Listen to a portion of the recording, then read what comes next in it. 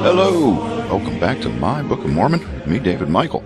This is episode 56, and this is the first time in a long time that I get to say that we are not starting off with Alma today, because we finally finished Alma last week. I was so excited about it, and so now we are going to start the book of Helaman. That's right, one of Alma's sons. There's another junior, because remember, Alma, the entire book of Alma was really about Alma Jr., and now we have Helaman, who isn't the same Helaman, I think, because he just died. So, in the last episode, and now we have book Helaman. So I assume it's his son Helaman.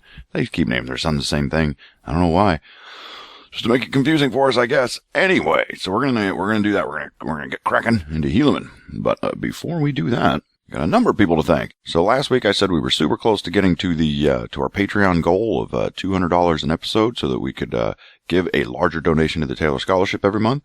And yeah, lots of people heard the call and came running. And so almost immediately, we had both Nicholas David and Gary Clark that jumped on to be Real Mimos, and then shortly thereafter we had Matthew Marble, who also joined the ranks of the Real Mimos. So thank you to all three of you, Nicholas, Gary, and Matthew. Thank you so much, and welcome to being a Real Mimo. You guys are awesome.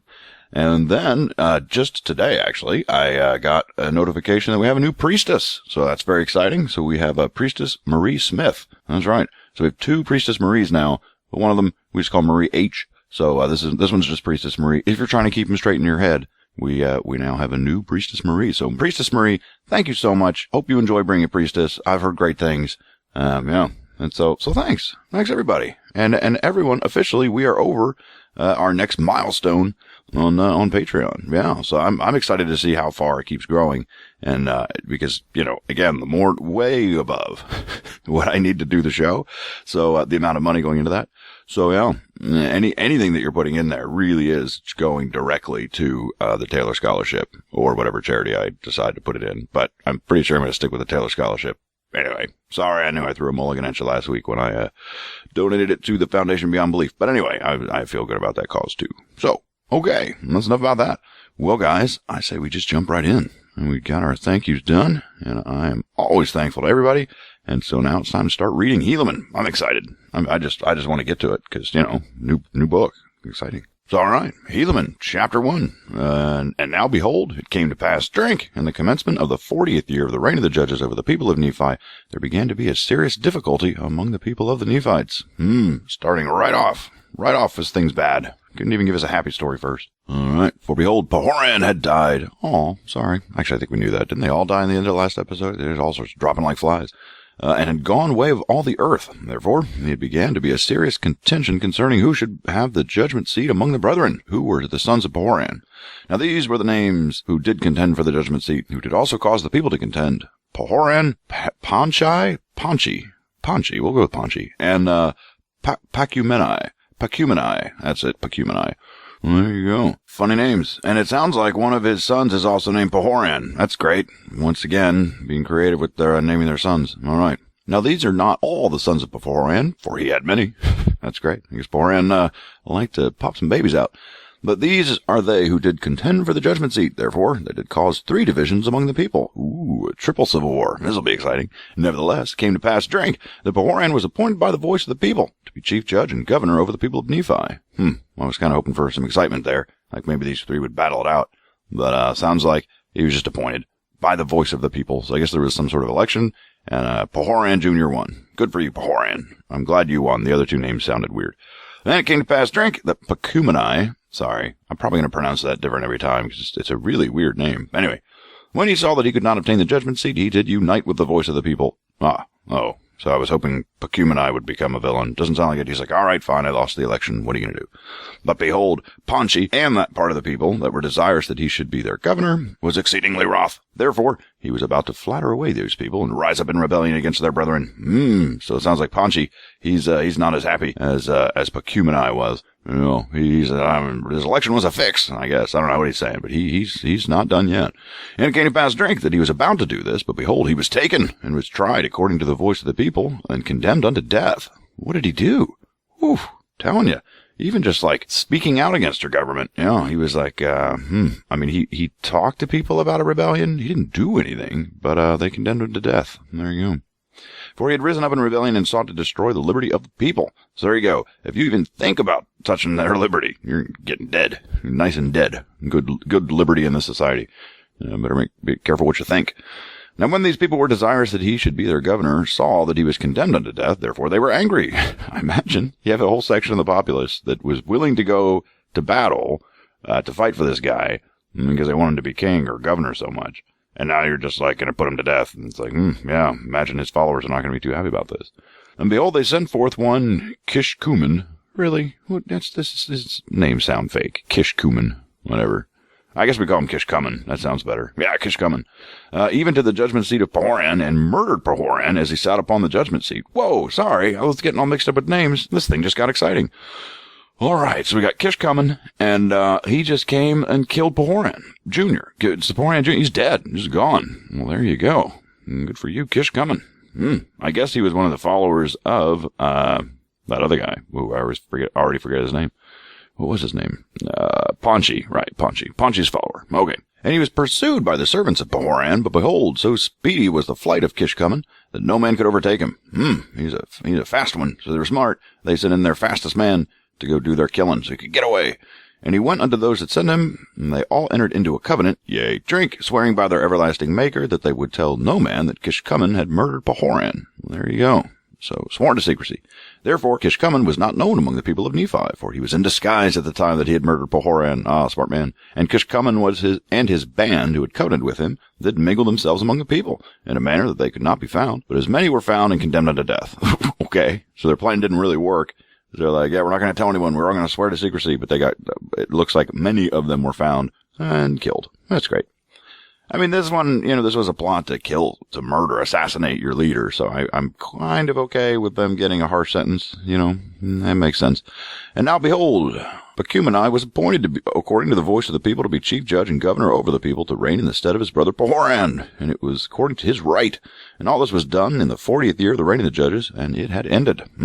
So quite the power vacuum left when Pahoran, the senior Pahoran, died, and his sons are fighting over it. One of them didn't survive the year. He's dead. So Pahoran Jr. gone. So now we have Pachumeni. He's now the governor. There you go. And it came to pass, drink, in the 40th and first year of the reign of the judges, that the Lamanites had gathered together in an innumerable army of men. All right. And armed with swords, and with scimitars, and with bows, and with arrows, and with headplates, and with breastplates, and with all manner of shields of every kind. Look at that. They have come to fight, and they are armed and dangerous. Usually they have rocks in there. They didn't have rocks. So this time nobody was even throwing rocks. They've got, or slings or any of that. They got swords and bows. They're high tech now. And they came down again that they might pitch battle against the Nephites. Imagine that. And they were led by a man whose name was Coriantumr. There's a missing vowel in that. Like, it's T-U-M-R at the end. You know what I mean? Just Coriantumr. All right. He was a descendant of Zarahemla, and he was a dissenter from among the Nephites, and he was a large and mighty man. All right, Coriantumr. Let's see if you're up to snuff. Therefore, the king of the Lamanites, whose name was Tubaloth, I guess. His names got weird in this book. I mean, it's not like they were normal before. I think they're stepping it up a notch. All right. So Tubaloth, who was the son of Amoron, supposing that Coriantumr, being a mighty man, could stand against the Nephites in his strength, and also with his great wisdom, insomuch that by sending him forth he should gain power over the Nephites. All right, so King Tubaloth got a lot of faith in Coriantumr. He thinks he's finally going to be the one that conquers the Nephites. There you go. Therefore he did stir them up to anger, and he did gather together his armies, and he did appoint Coriantumr to be their leader, and did cause that they should march down to the land of Zarahemla to battle against the Nephites. That'll teach them. And it came to pass, drink, but because of so much contention and so much difficulty in the government, they had not kept sufficient guards in the land of Zarahemla. This always happens, doesn't it? When they're busy killing their own people, Lamanites just walk in the back door. Looks like they've pulled it off again. For they had supposed that the Lamanites durst not come into the heart of the lands and attack the great city Zarahemla. Why on earth would they suppose that? That was a bad assumption, guys. They do it all the time. I mean, yeah, I don't know. Anyway, for some reason, the Nephites supposed the Lamanites weren't going to attack them, even though that's kind of their hobby. Okay. But it came to pass, drink, that Coriantumr did march forth at the head of his numerous host, and came upon the inhabitants of the city. Wow, that was quick. He just walked in the city, no guards at all. And their march was with such exceedingly great speed that there was no time for the Nephites to gather together their armies. So total surprise attack. Nephites didn't see it coming. Looks like he just walked in. It just said he came upon the inhabitants of the city. So I don't know. Is that like in the outskirts? Or did they literally just cross into the city? Well, I don't know. We'll find out. Therefore, Coriantumr did cut down the watch by the entrance of the city, and did march forth with his whole army into the city, and did slay everyone who did oppose him, insomuch that they did to take possession of the whole city. Well, there you go.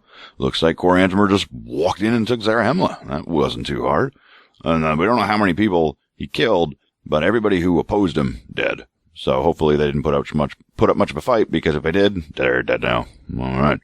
And it came to pass, drink, that Pahoran, who was the chief judge, did flee before Coriantumr, even to the walls of the city. And it came to pass, drink, that Coriantumr did smite him against the wall, insomuch that he died, and thus ended the days of Pahoran. Well, now that's interesting. So now out of the 3 sons that all wanted the chief judgeship, the 2 of them are dead. Yeah. No, only 1 left. We'll see if he gets and he wanted to start a rebellion. Wonder if he's going to take over. We shall see.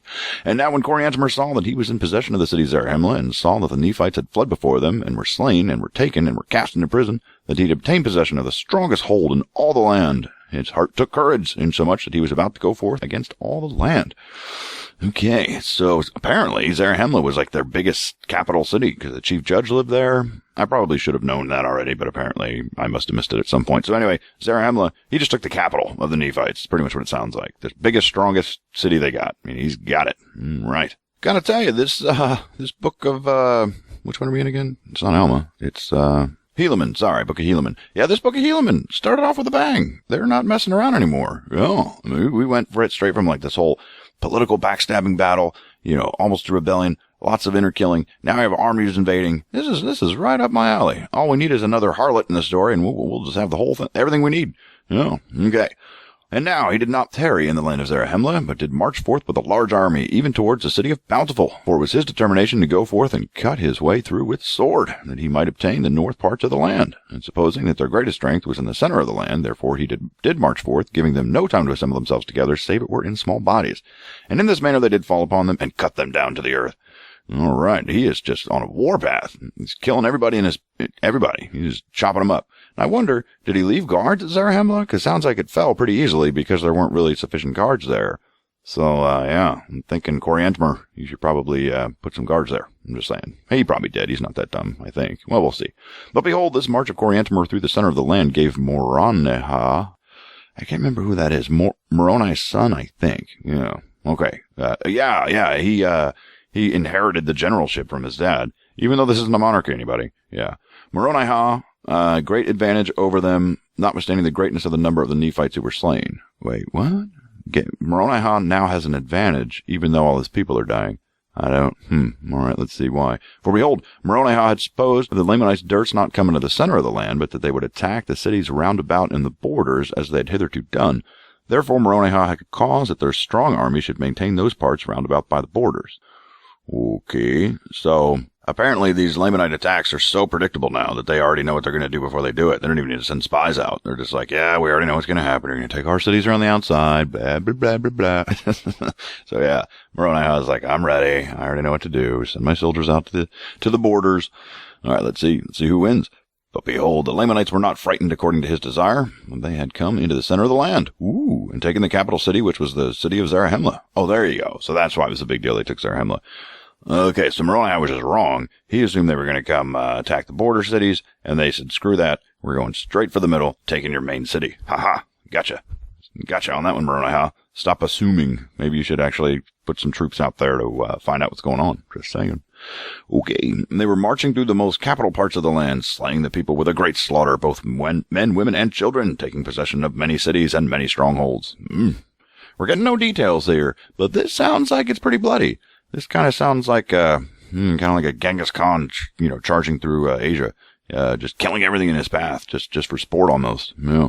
But when Moronihah had discovered this, he immediately sent forth Lehi with an army round about to head them before they should come to the land Bountiful. And thus he did. And he did heed them before they came into the land Bountiful, and gave unto them battle, insomuch that they began to retreat back towards the land of Zarahemla. So it looks like this Lamanite army wasn't as strong as they thought they were, because Lehi walked in, punched him in the face, and now they're retreating. And then it came to pass, drink, that Moronihah did heed them in their retreat, and did give unto them battle, insomuch that it became an exceedingly bloody battle. Yea, drink, many were slain.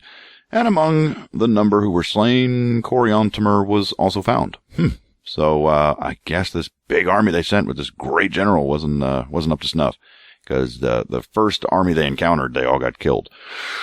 Okay, try better next time, Lamanites. I think you lost this round for sure. Now behold, the Lamanites could not retreat either way, neither north or south, nor on the south, nor on the east, nor on the west, for they were surrounded on every hand by the Nephites. I said some of those norths and souths wrong. They're just surrounded. There you go. And thus had Coriantumr plunged the Lamanites into the midst of the Nephites, insomuch that they were in the power of the Nephites, and he himself was slain, and the Lamanites did yield themselves into the hands of the Nephites. And it came to pass, drink, that Moroni took possession of the city Zarahemla again, and caused that the Lamanites who had been taken prisoners should depart out of the land in peace. Okay, don't know why I do that. And thus ended the 41st year of the reign of the judges. So he just let all the prisoners go? Shouldn't he use them as some type of negotiation with the Lamanites? You know what I mean? Like, get some sort of terms of a treaty of surrender of some kind? I don't know. They just let all their prisoners go. That's interesting. Okay. And that's the end of chapter 1 of the book of Helaman. Moving right along. All right, chapter 2. And it came to pass, drink, in the 42nd year of the reign of the judges, after Moroni had established again peace between the Nephites and the Lamanites, behold, there was no one to fill the judgment seat. Therefore there began to be contention among the people concerning who should fill the judgment seat. Yeah, because all the Pahoran sons are dead, except for the one who, bit of murder. All right, and it came to pass, drink, that Helaman, who was the son of Helaman, who was appointed to fill the judgment seat by the voice of the people. Well, there you go. Helaman Jr. is now the chief judge. But I thought wasn't he some sort of general? I don't remember now. No, he was like a priest guy, right? I assume, because his dad was kind of priestly. Anyway, okay. But behold, Kishkumen, who had murdered Pahoran, did lay wait to destroy Helaman also. He's not done yet. He was upheld by his band, who had entered into a covenant that no one should know his wickedness. All right. So Kishkumen, he's just, I guess his goal is to keep killing everyone that's chief judge. Maybe he's a king man. Yeah. For there was one, Gadianton, sure, who was exceedingly expert in many words, and also in his craft to carry on the secret work of murder and of robbery. Therefore he became the leader of the band of Kishkumen. I don't understand what robbery has to do with what they're trying to do, but okay, he's a expert in murder and robbery. Okay. Therefore he did flatter them, and also Kishkumen, that if they would place him in the judgment seat, he would grant unto those who belonged to his band that they should be placed in power and authority among the people. Therefore Kishkumen sought to destroy Helaman. All right. So looks like this Gladianton or Gadianton, I don't know, whatever. He's promising all these guys, hey, if we can just take out all the leaders, then I'll make all of you leaders, or something along those lines. There you go. And it came to pass, drink, that he went forth towards the judgment seat to destroy Helaman. Behold, one of the servants of Helaman, having been out by night, and having obtained through disguise a knowledge of those plans which had been laid by this band to destroy Helaman. All right, so one of Helaman's guards infiltrated this band, and he is aware of the plan. All right. And it came to pass, drink, that he met Kishkumen, and he gave unto him a sign. Therefore Kishkumen made known unto him the object of his desire, desiring that he would conduct him to the judgment seat, that he might murder Helaman. So, all right. Sounds like this infiltrator is, now he's fooling Kishkumen. Sounds like. Yeah. And when the servant of Helaman had known all the heart of Kishkumen, and how it was his object to murder, and also that it was the object of all those who belonged to his band to murder, and to rob, and to gain power. And in parentheses it says, and this was their secret plan, and their combination, whatever that meant. And the servant of Helaman said unto Kishkumen, let us go forth unto the judgment seat. Now this did please Kishkumen exceedingly, for he did suppose that he should accomplish his design. But behold, the servant of Helaman, as they were going forth unto the judgment seat, did stab Kishkumen, even into the heart, that he fell dead without a groan. And he ran and told Helaman all the things which he had seen, and heard, and done. All right, so he's going back, and he's like, hey, found out these guys were going to try and kill you, so I took some action, and I murdered him. Yeah, stabbed him in the back, so he's dead now. I don't know if that's a crime or not, but it happened, so we'll see if this servant's in trouble or not. It came to pass, drink, that Helaman did send forth to take this band of robbers and secret murderers, that they might be executed according to the law. Okay, so everybody that was even affiliated. See, this is what I don't get. So Helaman's servant, he just murdered someone, and sounds like he's fine. But everybody that the servant said might have been planning to murder, they're getting executed. Strange laws. But behold, when Gadianton had found that Kishkumen did not return, he feared lest there should be destroyed. Therefore he caused his band should follow him. And they took their flight out of the land by a secret way into the wilderness. And thus, when Helaman sent forth to take them, they could nowhere be found. That wilderness. That wilderness comes in handy so often, doesn't it? Every time you need to hide, you got a perfectly good wilderness. Go hide. The thing is great. Wish I had a wilderness. All right. And then more of this Gadianton shall be spoken hereafter. And more? Yeah. So I guess we're going to hear about him more. There you go. So, little spoiler there. We're going to hear more about him. And thus ended the 42nd year of the reign of the judges over the people of Nephi. And behold, in the end of this book ye shall see that this Gadianton did prove the overthrow. Huh. Yea, drink almost the entire destruction of the people of Nephi. All right, so I should probably figure out how to pronounce this guy's name, Gadianton, because, yeah, sounds like he's going to be a major character. A big spoiler here, guys. He is going to almost overthrow the Nephites at some point in the future. There you go. Behold, I do not mean the end of the book of Helaman, but I mean the end of the book of Nephi, from which I've taken all accounts which I have written. Book of Nephi? What are you talking about? That was confusing. We've already read 1st and 2nd Nephi. I don't understand what they're talking about. But apparently at the end of the book of Nephi, which we've read, 2 of them, this Gadianton's supposed to come in and, I don't know. I'm just zipping past that. That was weird. Okay, chapter 3. 2 is a fast one. All right. And, I mean, stuff happened. It was quick, to the point. We had a assassination plot. It was foiled. And, the all but the ringleader, have escaped. Yeah. Okay. The ringleader got stabbed. He's dead. Chapter 3 of Helaman. And now it came to pass, drink, in the 43rd year of the reign of the judges, there was no contention among the people of Nephi. Hey, that's nice. Save it were a little pride. A little pride. No contention, but they do have some pride. Yeah. Let's see, which was in the church, which did cause some little dissension among the people, which affairs were settled in the ending of the 43rd year. Okay. So there was some pride, but it got settled. Great. Thanks for that, little side note. And there was no contention among the people in the 44th year, neither was there much contention in the 45th year. Things are looking up. And it came to pass, drink, that in the 46th year, yea, drink again, there was much contention and many dissensions, in which there were exceedingly great many who departed out of the land of Zarahemla and went forth into the land northward to inherit the land. Okay. I don't know. Does that mean they're going to go and try and take land from the Lamanites? I guess, is what that means. And they did travel to an exceedingly great distance, insomuch that they came to large bodies of water and many rivers. I wonder if this is like going back to that dude that randomly started building boats and people started leaving on them and then they never heard from again. That was a weird little side note, wasn't it? Yeah. Now it sounds like they've come into these large bodies of waters again, so let's see what they do.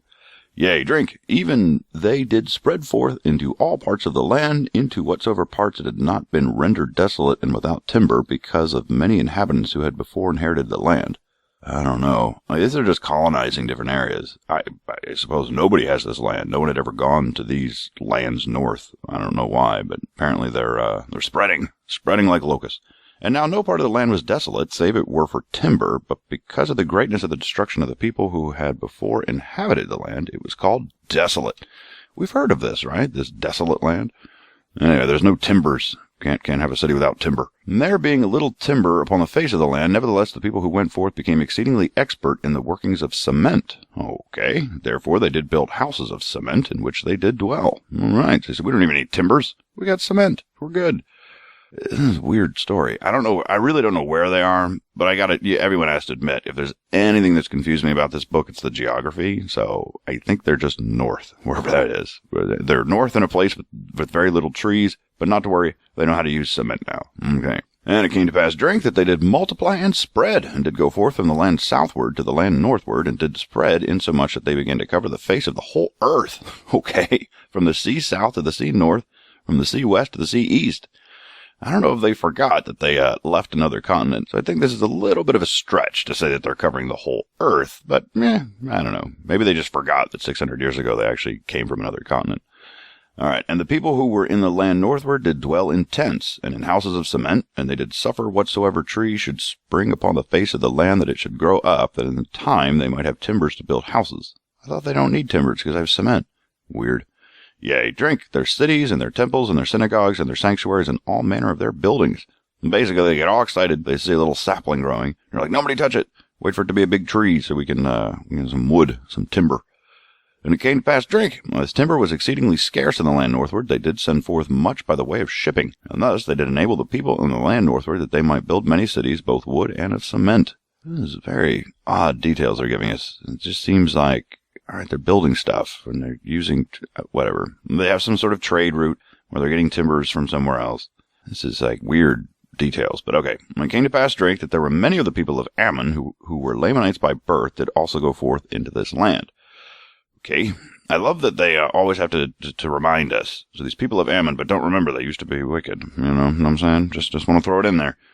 And now there are many records kept of the proceedings of this people by many of this people, which are particular and very large concerning them. Okay. But behold, 100th part of the proceedings of these people, yea, drink the account of the Lamanites and the end of the Nephites and their wars and contentions and dissensions and their preachings and their prophecies and their shipping and their building of ships and their building of temples and synagogues and sanctuaries and righteousness and their wickedness and their murders and their robbings and their plunderings and all manner of abominations and whoredoms cannot be contained in this work. Man, that was quite a laundry list, wasn't it?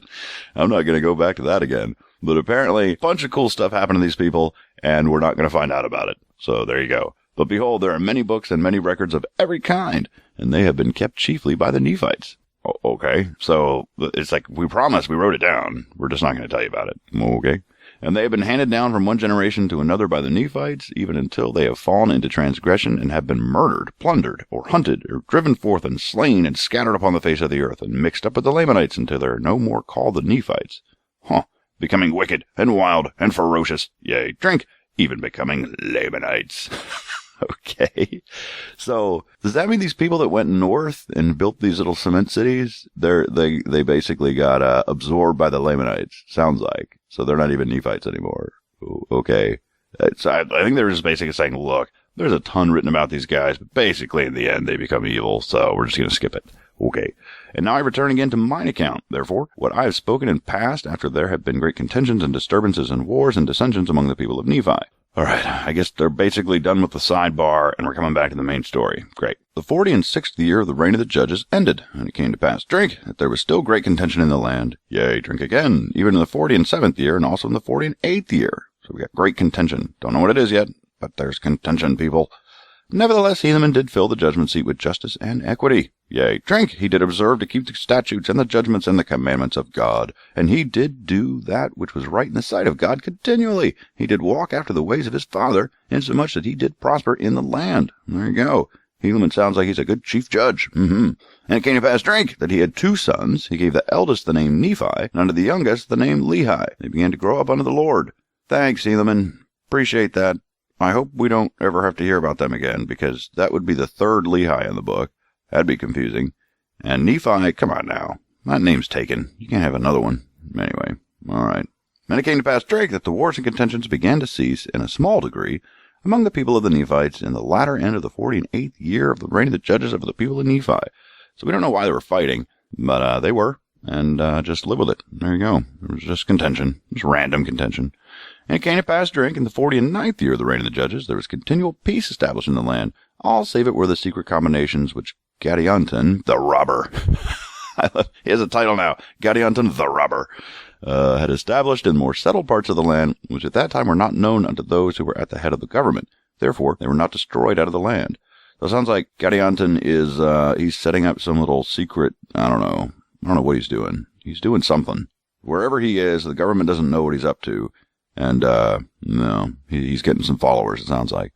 It came to pass, drink, and in the same year there was exceedingly great prosperity in the church, insomuch that there were thousands who did join themselves unto the church and were baptized unto repentance. And so great was the prosperity of the church, and so many blessings which were poured out upon the people. Even the high priests and teachers were themselves astonished beyond measure. They're like, why are all these people coming to our church? Are they not listening? This stuff is all nonsense. But yet, we're getting converts. Awesome. And it came to pass, drink, that the work of the Lord did prosper unto the baptizing and uniting. Oh my God, I couldn't say that word. Uniting to the church of God many souls. Yea, drink, even tens of thousands. I'm telling you, the church is having some good luck. And thus we may see that the Lord is merciful. Okay. Thus we may see that the Lord is merciful unto all who will, in the sincerity of their hearts, call upon his holy name. I don't understand how any of that shows us that the Lord is merciful. I don't get it. It didn't really say how they were getting mercy, just that the people were like joining the church. But somehow that's proof that the Lord is merciful. Okay. Yea, drink, thus we see the gate of heaven is open unto all, even those who will believe in the name of Jesus Christ, who is the Son of God. Yeah, again, it's a stretch to say that we see that. We certainly don't see that the gates of heaven are open. It's just that you're claiming the gates of heaven are open. So, again, every time they say like, and that is proof of, it's like, is it? I don't think it is. Anyway, yea, drink. We see that whosoever may lay hold upon the word of God, which is quick and powerful, which shall divide asunder all the cunning and snares and the wiles of the devil, and lead the man of Christ in a straight and narrow course, according to the everlasting gulf of misery, which is prepared to engulf the wicked. Okay, so, right. Basically, as long as you've got a good strong hold on that word of God, then nobody can trick you, sounds like. I guess, what that said. Sure, why not? And land their souls, yea, drink their immortal souls at the right hand of God in the kingdom of heaven, to sit down with Abraham and Isaac and with Jacob, and with all our holy fathers, to go no more out. That's right, everybody. Once you go to heaven, you can't leave. Forever. You will never be able to leave heaven. Wahaha. You ever think about that? Does that sound fun? I don't want to be anywhere forever. God, it would just be so boring, no matter how good it is. You can't, why would I want to live forever? Anyway. And in this year there was continual rejoicing in the land of Zarahemla, and in all the regions round about, even in the land which was possessed by the Nephites. Basically this whole several last verses, just like, for the record, everybody's happy. Just saying. So, alright. And it came to pass, drink, that there was peace and exceedingly great joy in the remainder of the 49th year. Yea, drink, and also continual peace and great joy in the 50th year of the reign of the judges. Alright, things are looking up. And in the 51st year of the reign of the judges, there was peace also. Seriously, can you just say peace from this year to this year? I don't understand why I have to go into, like, every single year. Say peace this year. All right, let's see. There's peace. Save it were the pride which began to enter the church. Uh-oh, not this again. Not into the church of God, but into the hearts of the people who profess to belong to the church of God. Oh, okay. Can someone explain to me what a church is, if not the people that attend it? Like, if no one's going to the church, it's not a church. So basically, like, the pride didn't enter the church. No. It was the hearts of the people who went to the church. Like, okay. Pretty sure that means the pride's in the church, dude. Don't know what to tell you. They were lifted up in pride, even to the persecution of many of their brethren. Whoa. That's a little different. I don't know if you're persecuting your brethren. That's a little bit more than pride, isn't it? Yeah. Now this is a great evil, which did cause the more humble part of the people to suffer great persecutions and to wade through much affliction. Okay, we'll just keep going. Nevertheless, they did fast and pray oft, and did wax stronger and stronger in their humility, and firmer in the faith of Christ, unto the filling their souls with joy and consolation. Yea, drink, even to the purifying and sanctification of their hearts, which sanctification cometh because of the yielding of their hearts unto God. Fair enough. And it came to pass, drink, and in the 52nd year ended in peace also, save it were for the exceedingly great pride which had gotten into the hearts of the people. And it was because of their exceedingly great riches and the prosperity in the land, and it did grow upon them from day to day. There you go. Many times in the past it said they were starting to get rich, and nothing ever happened. Sounds like they're finally getting their comeuppance. All this the riches that the Nephites have collected, it poisoned their souls. Now they got pride. Sorry guys, I have a feeling that things are not going to go well from here on out. That would be my guess. Let's find out. And it came to pass, drink, in the 53rd year of the reign of the judges, Helaman died. It's Helaman Jr. now, so now the second Helaman's dead. And his eldest son Nephi began to reign in his stead. Oh, great. Now we have another Nephi. All right, Nephi is now the chief judge. And I also love, don't forget everybody, this is not a monarchy. No. This is liberty. This is where the people vote, except when someone dies and their son inherits their seat. Anyway, so Nephi is ruling for Helaman Jr. Okay. And it came to pass, drink, that he did fill the judgment seat with justice and equity. Yea, drink again, he did keep the commandments of God, and did walk in the ways of his father. Okay, it's chapter 3. Am I just reading fast today? Because it seems like I usually don't get through this much of the book, but, oh well, we're about to start chapter 4, and there's definitely time to do it. So, right, let's do it. And it came to pass, drink, that in the 54th year there were many dissensions in the church, and there was also a contention among the people, insomuch that there was much bloodshed. Whoa! So it sounds like this little pride thing went from little persecution, whatever that means, kind of picking on the kids and knocking their books down, that kind of thing. And now it's now they're shedding each other's blood. So this sounds like more of a dissension. This sounds like a civil war. Just saying. And the rebellious part were slain and driven out of the land, and they did go into the king of the Lamanites. All right. See, that's what happens. If you guys can't agree, I'm telling you, every disagreement that the Nephites have, it's like the only way to resolve it, kill each other. You know what I mean? Yeah. And then it's like whoever survives, they go and join the Lamanites. This has happened so many times. I don't know how the Lamanites do not have them outnumbered 10-1 at this point for the amount of people that have been kind of driven out of the land. Anyway, and it came to pass, drink, that they did endeavor to stir up the Lamanites to war against the Nephites. Of course they did. But behold, the Lamanites were exceedingly afraid, insomuch that they would not hearken to the words of those dissenters.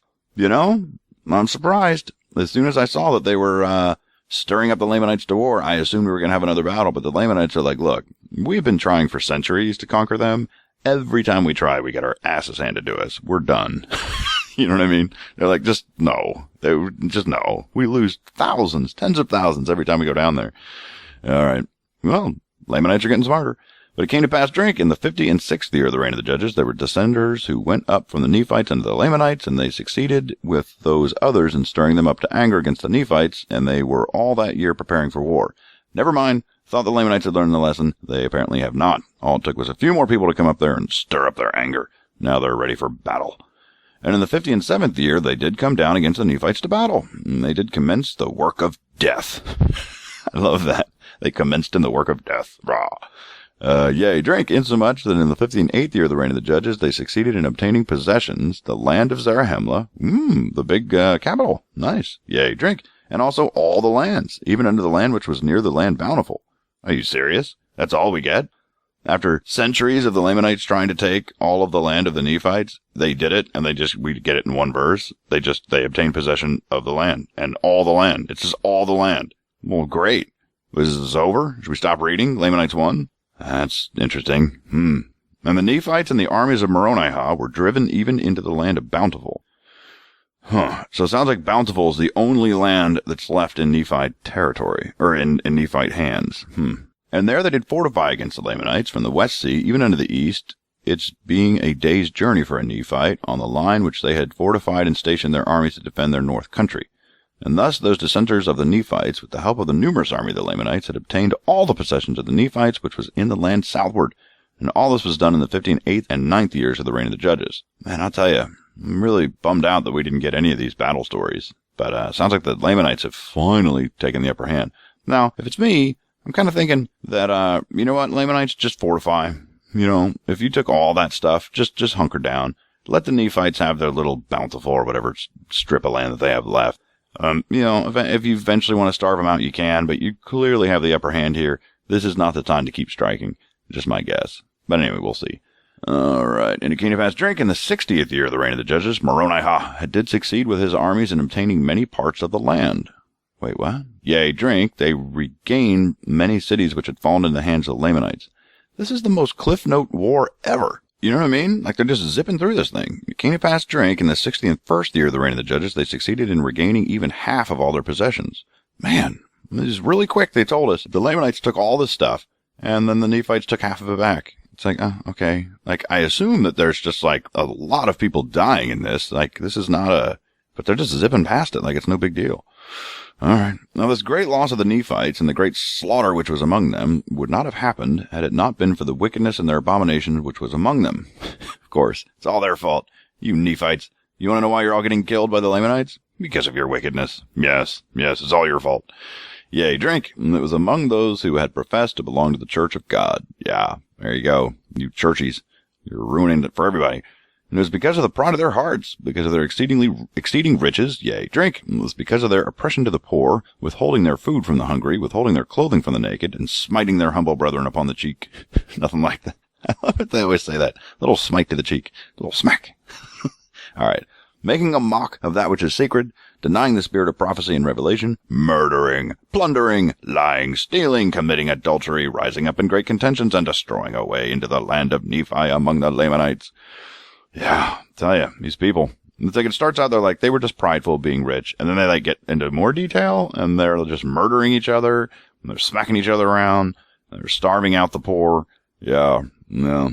I mean, eventually the society couldn't exist that way forever, could it? I imagine that eventually the peasant class would revolt. But anyway, because of this great wickedness and their boasting in their own strength, they were left in their own strength. Therefore, they did not prosper, but were afflicted and smitten and driven before the Lamanites until they had lost possession of almost all their lands. But I thought they got a bunch back. That's weird. Didn't it say? I think I don't know. It's like they told us a story, and now they're like giving us the root cause of why it all happened. I think this is not really a flashback, but more like just explaining why what just happened. But behold, Moroni did preach many things unto the people because of their iniquity. And also Nephi and Lehi, who were the sons of Helaman, did preach many things unto the people. Yea, drink. They did prophesy many things unto them concerning their iniquities, and what should come of them if they did not repent of their sins. There you go. So, I guess Nephi and Lehi saw this coming, and didn't really help, because they lost all their land anyway.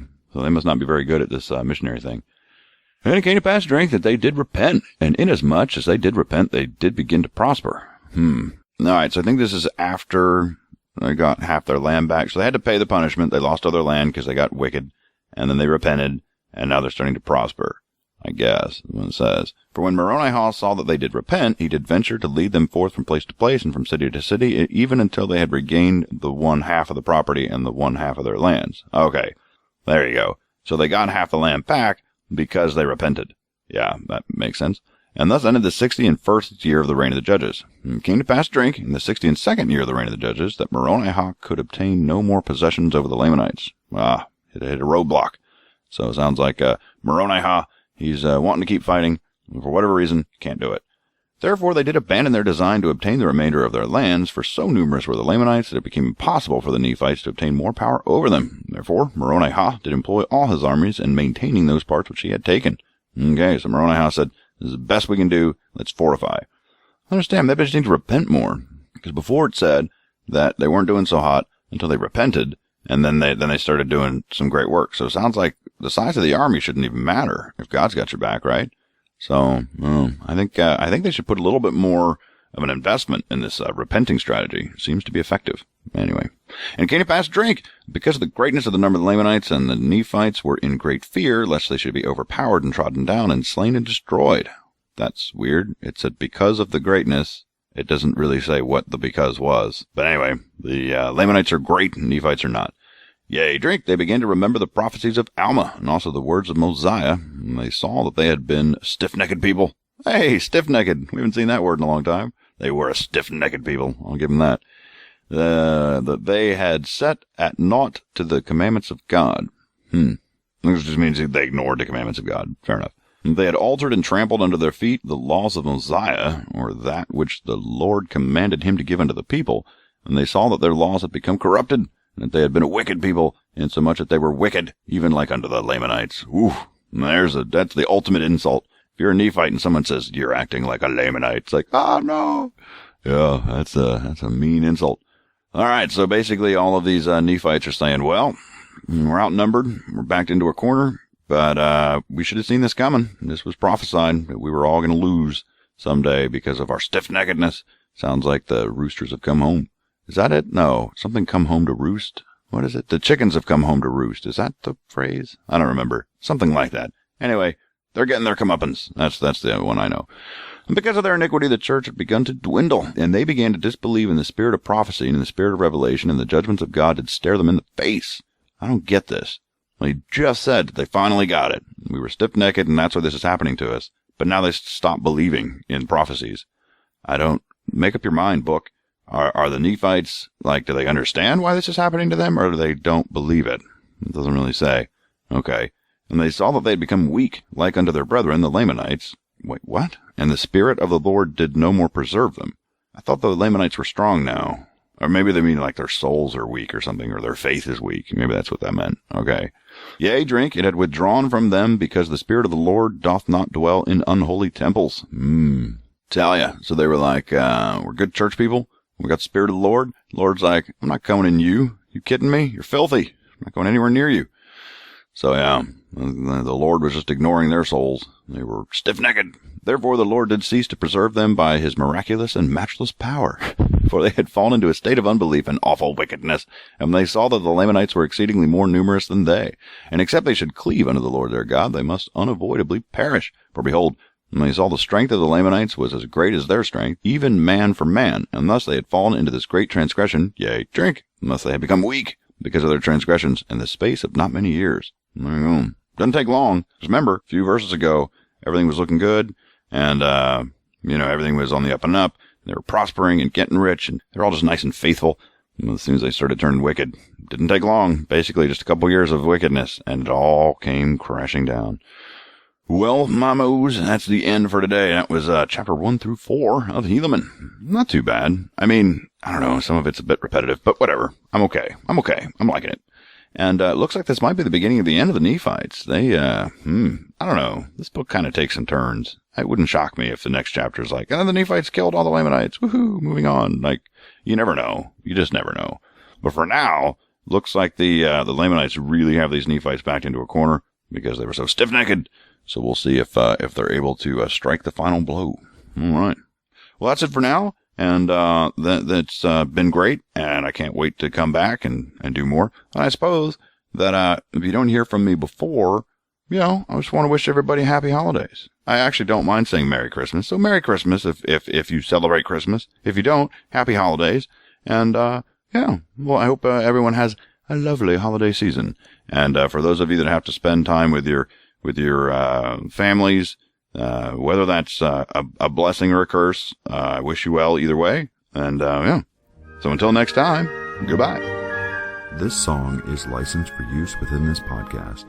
All song and copyright information can be found at www.mybookofmormonpodcast.com.